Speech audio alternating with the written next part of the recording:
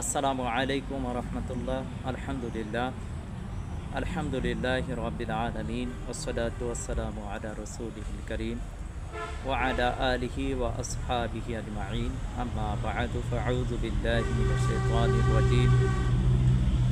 বিসমিল্লাহির রহমানির রহিম। লিইউহিক্কাল হাক্কা ওয়া ইউবতিলাল বাতিলা ইলা আখিরিল আয়াত। সম্মানিত দর্শক ও শ্রোতা, আমাদের আজকের আলোচনার বিষয়বস্তু হচ্ছে ইমাম মাহমুদ সম্পর্কে এআই যা বলল, অবাক করা তথ্য। আপনারা জানেন হয়তো বর্তমান সময়ের আল্লাহ প্রদত্ত ব্যক্তি গজওয়াতুল হিন্দের আমির ইমাম মাহমুদ হাবিবুল্লাহ, মুসলমানদের আমির। আল্লাহ তাআলা ওনাকে মুসলমানদের আমির বানিয়ে পাঠিয়েছেন। মুসলমানদের বিজয় যার মাধ্যমে আসবে, যার কথা আল্লাহ রাসূল সাল্লাল্লাহু আলাইহি ওয়াসাল্লাম হাদিস শরীফে বলেছেন, যার কথা এতদিন আমরা আপনাদের সামনে বলে আসতেছিলাম। অনেকেই বিষয়টিকে গুরুত্ব দিচ্ছিল না। আমার স্পষ্ট মনে আছে, যখন 2019 সালের দিকে আমি ইমাম মাহমুদ সম্পর্কে অনলাইনে কথা বলতে লাগলাম, অধিকাংশ মানুষ ওনার ব্যাপারে শুনেই নাই, জানতই না ওনার নাম। কিন্তু দিন যত যাচ্ছে ততই ওনার বিষয়টাই স্পষ্ট হয়ে যাচ্ছে। আপনারা জানেন, গত মে মাসের 6 তারিখে বাংলাদেশের একটি দৈনিক পত্রিকা দৈনিক জনকণ্ঠে ইমাম মাহমুদ হাবিবুল্লাহর ব্যাপারে আলোচনা এসেছে। ইমাম মাহদির আগে 3 জন মহান ব্যক্তির আত্মপ্রকাশ ঘটবে।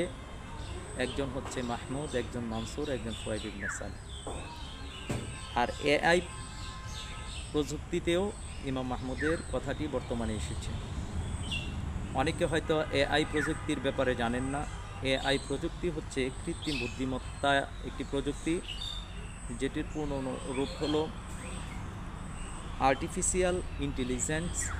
হলো একটি প্রযুক্তি যা কম্পিউটার এবং অন্যান্য মেশিনকে মানুষের মতো বুদ্ধিমান আচরণ করার ক্ষমতা প্রদান করে। এআই এমন একটি শাখা যা মেশিন, সফটওয়্যার এবং অ্যালগোরিদমের মাধ্যমে তথ্য সংগ্রহ, বিশ্লেষণ এবং সিদ্ধান্ত গ্রহণের প্রক্রিয়া সম্পন্ন করতে পারে। মোহাম্মদ হাবিবুল্লাহ বিষয়টি এআই প্রযুক্তিতে সন্নিবেশিত করা মানেটাই হচ্ছে, এই তথ্য প্রযুক্তির ব্যাপার নিয়ে যারা আলোচনা স্টাডি করে তারাও ইমাম মাহমুদের বিষয়টিকে গুরুত্ব সহকারে দেখতেছে। যদিও অনেক মুসলমানরা বিষয়টাকে অবহেলা করতেছি, তুচ্ছ মনে করছি।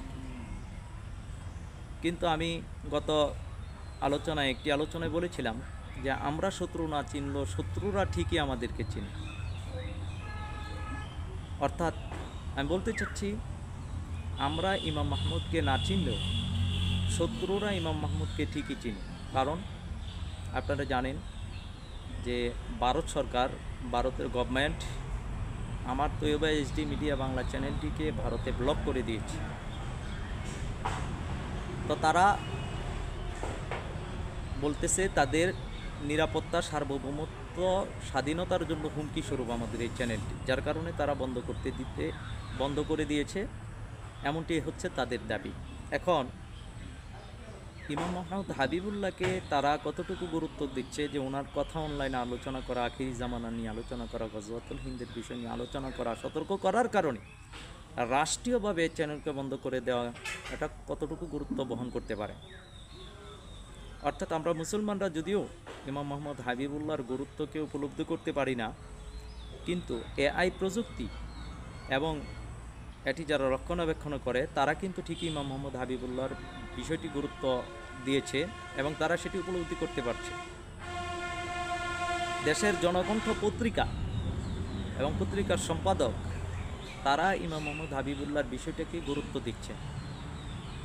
অনেক পাকিস্তানি ভাইরা দেখলাম ইমাম মাহমুদ হাবিবুল্লাহর বিষয় নিয়ে আলোচনা করে।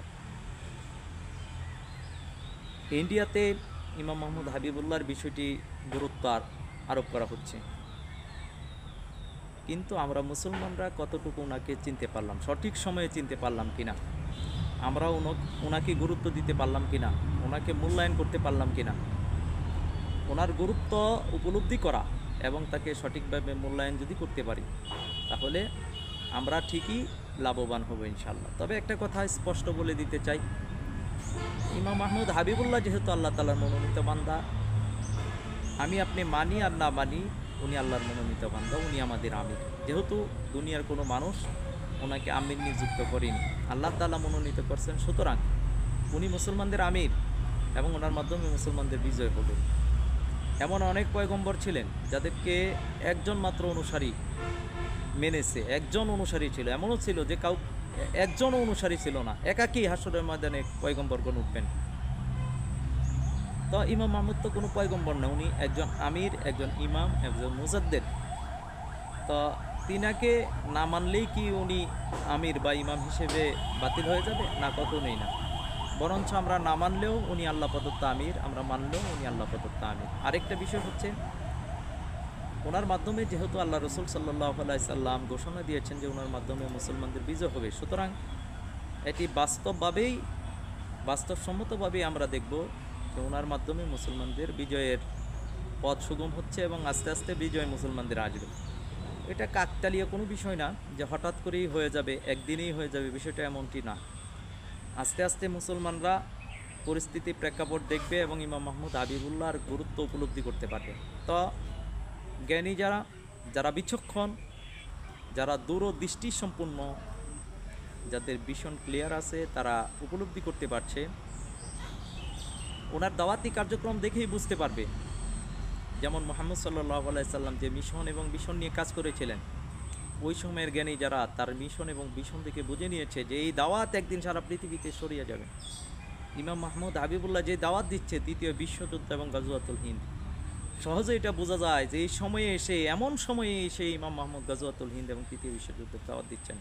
সুতরাং এটি যে বাস্তবসম্মত একটি দাওয়াত, উনি যে তাওহীদের দাওয়াত দিচ্ছেন, উনি যে এক তাওহীদের দাওয়াত দিচ্ছেন, এককিলার দাওয়াত দিচ্ছেন, যখন মানুষ অজ্ঞতা এবং জাহালিয়াতের মধ্যে পড়ে রয়েছে, যখন মানুষ অজ্ঞতা এবং জাহালিয়াতের মধ্যে পড়ে রয়েছে, তখন মানুষ শিরক, বিদআত, কুসংস্কারের মধ্যে লিপ্ত, তখনই উনি নির্মূল তাওহীদের একত্ববাদের দাওয়াত দিচ্ছেন। জ্ঞানীগণই বুঝতে পারেন যে ওনার দাওয়াত, ওনার লক্ষ্য উদ্দেশ্য, ওনার কার্যক্রম সব কিছুই কোরআন এবং সুন্নাহ সম্মত এবং বাস্তবসম্মত। সুতরাং আপনার এআই ইমাম মাহমুদের বিষয়টারে গুরুত্ব দিচ্ছে, আর্টিফিশিয়াল ইন্টেলিজেন্স গুরুত্ব দিচ্ছে, আমরাও গুরুত্ব দেওয়া দরকার, আমরাও উপলব্ধি করার দরকার। এটি ছোটোখাটো বিষয় না, এটা অনেক বড় বিষয়। গাজওয়াতুল হিন্দের বিষয়টা কোনো ছোটোখাটো বিষয় না। সঠিক সময়ের পূর্বে আমাদেরকে গুরুত্ব দেওয়া দরকার, ঐক্যবদ্ধ হওয়ার দরকার। আল্লাহ সুবহানাহু ওয়া তাআলা আমাদেরকে ইমাম মাহমুদ হাবিবুল্লাহর গুরুত্ব উপলব্ধি করে ওনাকে গ্রহণ করার তৌফিক দান করুন। আমিন ইয়া রাব্বাল আলামিন। আসসালামু আলাইকুম ওয়া রাহমাতুল্লাহ।